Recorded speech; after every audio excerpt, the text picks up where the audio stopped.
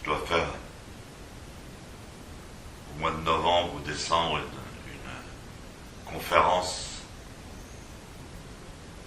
sur un congrès plus ou moins de sophrologie.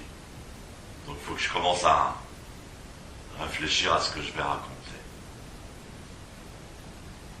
Parce que là, dans la sophrologie, donc on utilise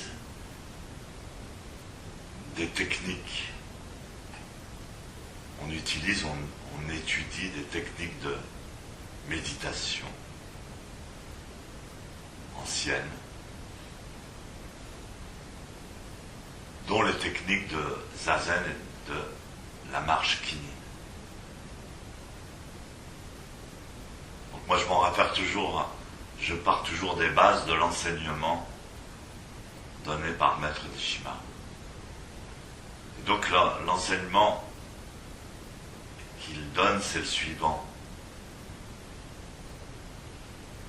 Il dit effectivement le zazen est susceptible de guérir certaines maladies. Et en particulier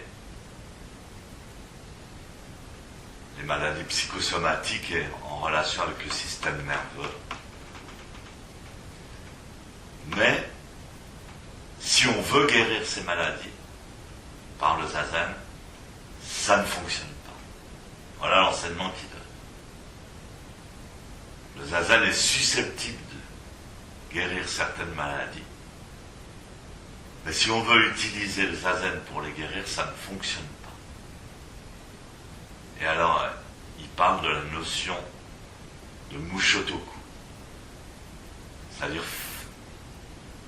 faire les actions, faire une action sans but.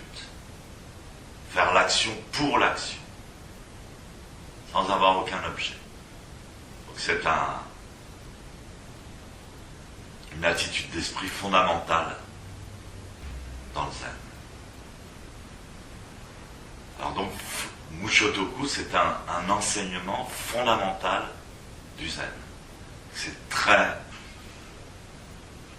difficile à intégrer, parce que quand un néophyte pense à Mushotoku, c'est-à-dire l'action sans objet, il le comprend avec son cerveau, avec son mental, avec son cerveau intellectuel.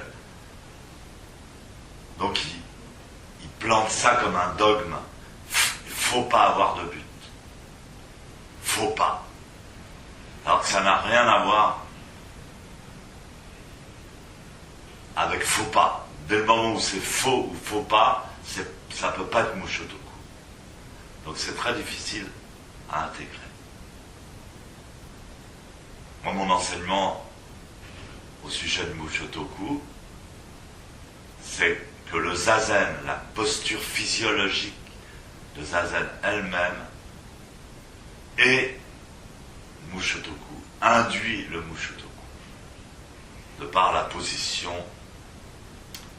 du corps, et spécialement du cerveau. Elle mobilise des zones du cerveau qui sont Mushotoku. C'est-à-dire que quand on est dans la posture correcte, quand on fait zazen, on ne peut pas, je le dis, on ne peut pas ne pas être Mushotoku. Si vous n'êtes pas Mushotoku, c'est que vous ne faites pas correctement, vous ne pratiquez pas correctement la posture.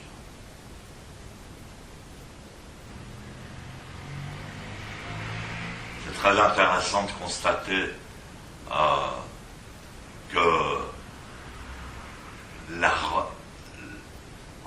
on a découvert que le rite religieux fondamental, c'est-à-dire de reliance à une force qui nous dépasse, et donc le rite religieux, le plus fondamental, c'est d'enterrer ses morts, de leur mettre des fleurs,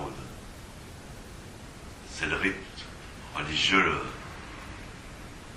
est facile à à vérifier dans le passé. Et donc, le rite religieux n'est pas lié au mental ni à l'intellect.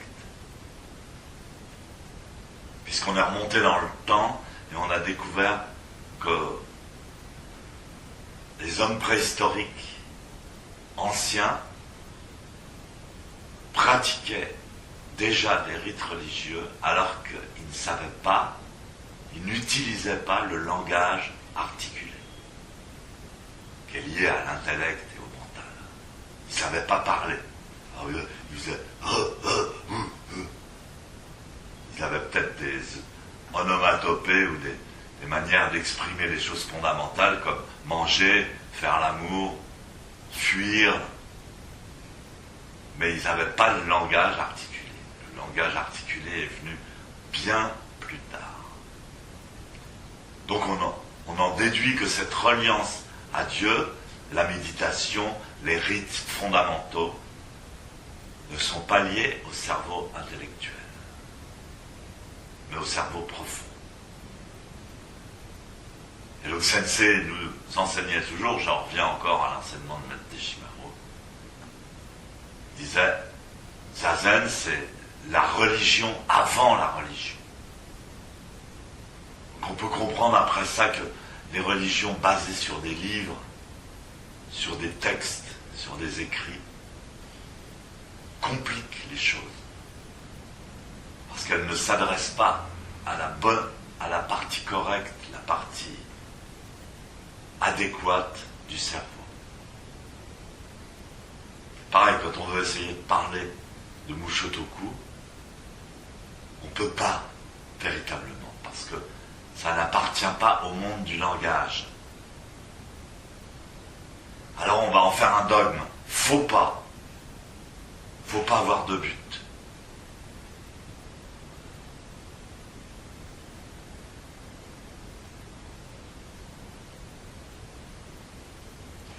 Comme ça, je garde mes notes et je peux les réutiliser pour la conférence.